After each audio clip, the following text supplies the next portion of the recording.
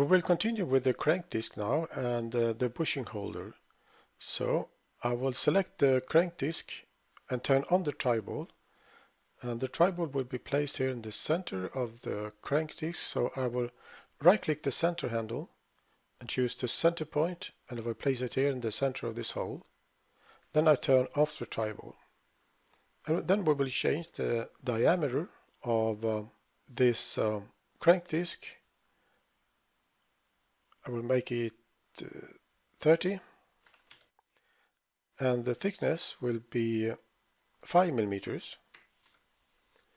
Then I deselect the crank disc and select it in part level, turn on the tribal, and we will move the crank disc in this direction a little bit.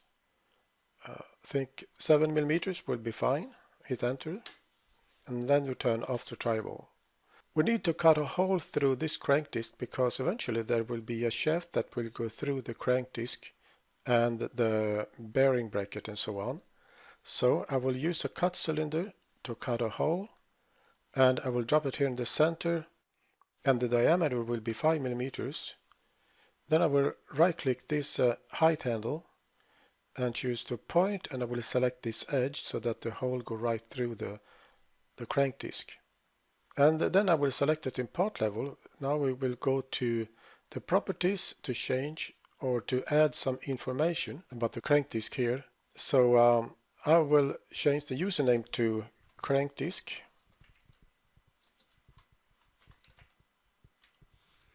Hit enter. We copy the name and paste it here in description. And the part number will be 109. Hit enter. And then we come down here to change the color. So I will click this box, the color box, and we change it to this gray color. And then we will continue with the bushing holder. So I will change the position of the camera. I come here to select flywheel, and we turn on the tribal, and we will move the bushing holder. So I will right click the center handle, select to center point of this hole. Then I turn off the tribal, and now we will hide all the other parts so it will be easier to make the adjustments. And then I will right click and we have hide unselected, but we can also use Ctrl Alt Space, and we'll do that. I will select the bushing holder, press Ctrl Alt Space to hide unselected. So now we will change the size of this bushing holders. I will go to the IntelliShape level, and I will change the diameter. I will change it to 28, and the thickness will be 12 millimeters. And then we will chamfer this edge. So I will select the part, press S to get my pop-up floating menu, and here I will select chamfer, and I will select this edge, and we come over to the properties, and here in distance we will change to 5 millimeters and hit enter, and we can hit enter again to confirm the command. Then we will cut a hole here for the bushing and also on the other side. So I will use a cut cylinder and drop it here in the center, and the diameter will be 12 millimeters, and the depth will be 5 millimeters, and I will cut a hole on the other side as well. So I will move the camera to this position, and then I drag a cut cylinder, drop it here in the center, and the diameter will be 12 and the thickness 5 millimeters. And then we will cut a hole through the bottom for the shaft that will go through the bushing holder. So I will use another cut cylinder, drop it in the center here, and the diameter will be 5 millimeters. And then I will go to the other side with the camera, and I will grab this handle, use the shift key to snap to the bottom. Next step is to make a bushing that will fit inside this hole. So I will use a cylinder, but I will right drag the cylinder. We will put it here in the center. If you don't find the center point here, you can use the shift key and move the cursor to this edge. So when the edge is highlighted, you can let go the right mouse button, and here you will choose drop as part and click OK, and the cylinder will be placed in the center. So I will change the diameter to the same diameter as the hole, so it will be 12 millimeters, and the thickness will be the same as the depth of the hole, so it will be 5 millimeters. Then we will cut a hole through the bushing, so we use the cut cylinder to do that. Drop it here in the center, and the diameter will be 5.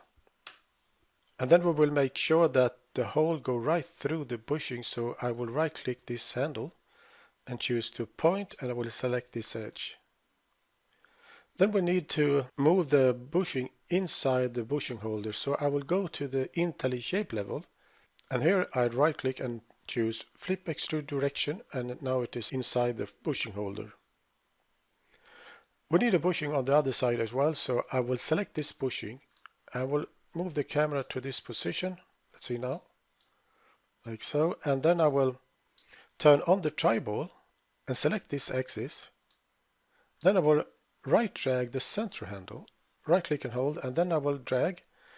When I drag, you see that I will snap to this face or this surface, but we will snap to the bottom, and here we will let go the right mouse button and we choose link and OK, and we got another bushing on this side.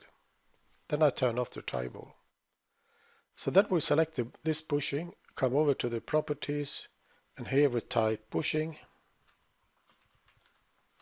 hit enter, copy the name here, paste it in the description, and the part number will be 123, and hit enter. Then we will also paint the bushing, so we come down here, we select this yellow color. So now if we look here in the scene browser, we see that the bushings are linked, so that means that if I select this bushing and go to the properties, we have the same information here as the other one, because they are linked. And then I will select the bushing holder, come over to the properties and change the name to bushing holder. Hit enter and copy the name and paste it here. And the bushing holder will have the part number 107, and we will paint it with this gray color. Then we will bring back all the other parts, so we will use Shift Space, bring them back like so, and then I will go to my original camera position, use the I key and the D key, and then we will save this scene, and we will continue in the next video.